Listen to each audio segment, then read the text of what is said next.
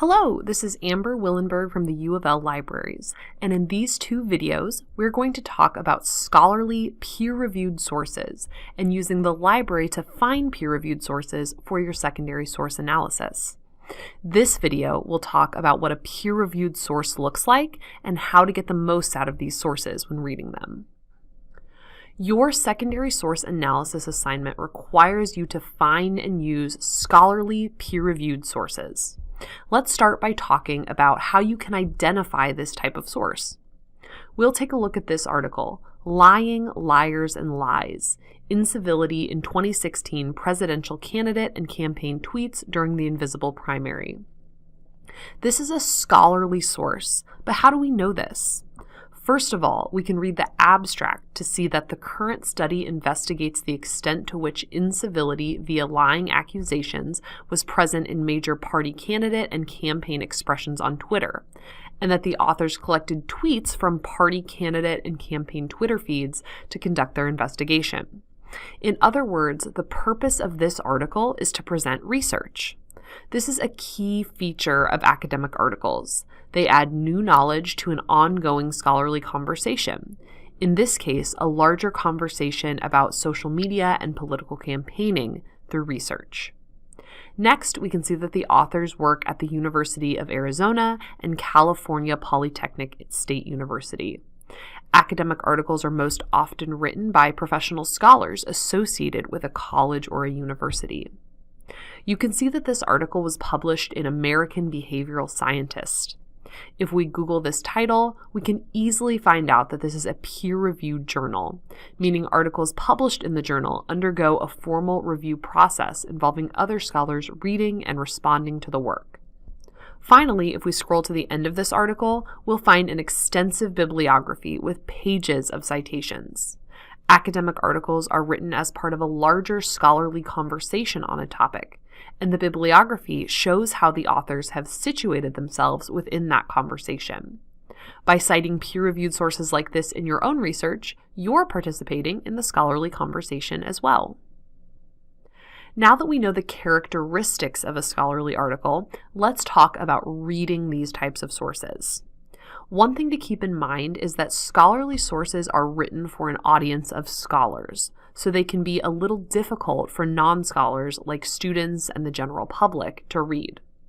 However, most scholarly articles follow a similar format with specific sections.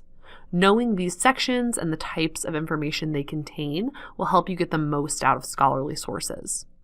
The 6 common sections of an academic article are abstract, introduction, literature review, methods, results, and discussion or conclusion.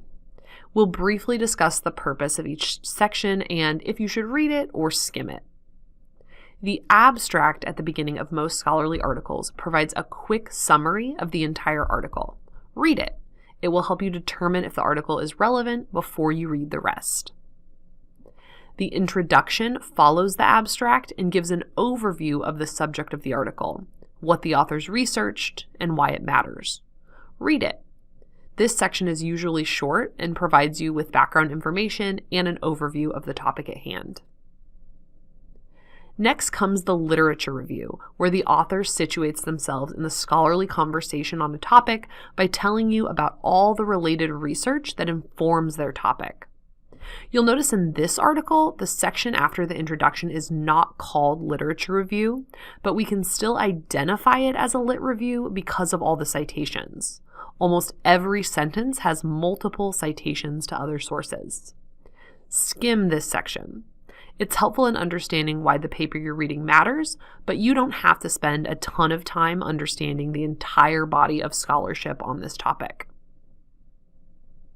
The method section describes exactly what the authors did to conduct this research. Skim it. The section is designed to make the research reproducible.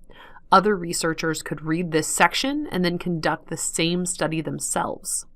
It's important for you to know how they did their research. Did they interview people or did they mix up chemicals in a lab? But you don't need to be able to recreate the study.